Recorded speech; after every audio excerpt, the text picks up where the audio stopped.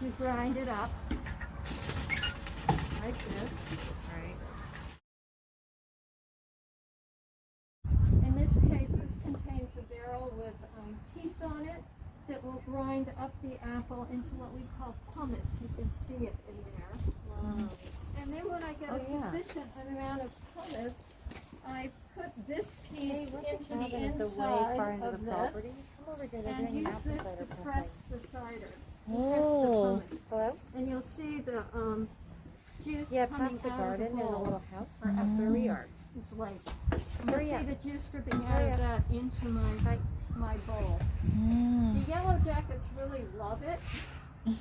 So they tend to get into the bowl, get drunk on the sugar, and pound in it. But I strain those out. It's just like bees getting into honey. Right. And, so yeah, there are some varieties of apples that are grown just to be used for cider. They're not common varieties that we've heard of a lot because you're not going to see those kinds of apples in grocery stores. But for demonstration purposes today, I used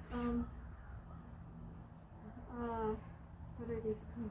Snow sweet apples as well as sweet 16 apples. Generally, cider makers combine a variety of apples to come out with the taste that they want.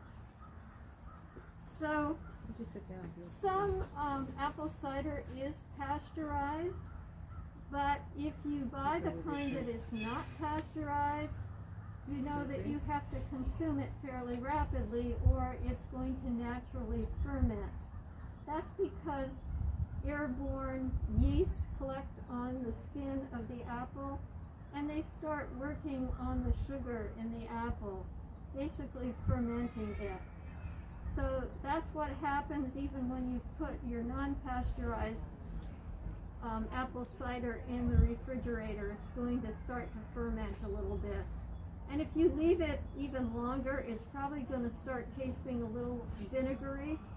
It won't actually turn into real apple cider vinegar because that's a different process. But again, it's because it's naturally fermenting. For those people who make hard cider, they usually go for apples with a high sugar content because it raises the alcohol content of the hard cider. And generally, naturally it would be around 6 to 7%, but sometimes they add more sugar to bring it up to like 11% alcohol content. In terms of the history of cider in this state, apple cider apples initially back in the 1700s and early 1800s were the only kinds of apples grown in this state, and the cider that was made was all hard cider. And everybody drank it every day. And in fact, some farm laborers, part of their wages came in hard cider. And eventually people became concerned about that. At one point there were 125 distilleries in Vermont. And so there were alcohol reform laws. And after that, Vermont started growing not only cider apples, but apples for other purposes as well. And today, of course, we're in the apple orchard phase where apples are grown for commercial purposes. Not so much on this side of the state, but certainly in the Champlain Valley. So, any questions about? No, are you going to show us how you make the cider? Actually, I have a quick question, which was, for harvesting the apples, is there a machine for that, or is it all by hand, or? You know, it's still, well, have you ever seen an apple picker? No, actually. I'll show it to you to get it out of the side of the shed.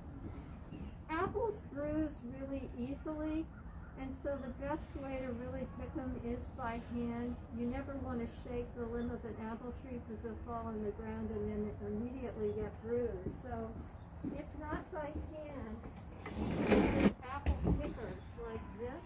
Oh, I have seen those. I didn't realize they were apple. And they usually have something soft in the bottom, so even when they land in here, they don't bruise. And actually, the best way to pick them is not to pull on them, but to lift up on them. Then they'll kind of gently fall off. Into the basket? Into the basket, yeah. So I think if you remember the John Irving novel, cider house rules. I think they picked all their apples by hand. But these are used too. Also, apple trees are pruned so they don't get too high and they tend to spread out. So that helps with that sort of Reaching, yeah. Yeah. Thank you. Yep. Okay, so you want to see how cider is made. I will show you part of it.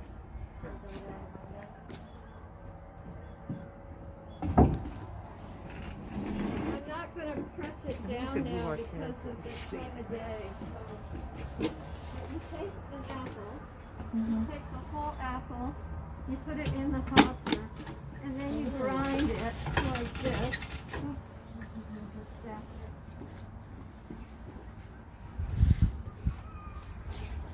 Okay, so you grind it up like this. Right.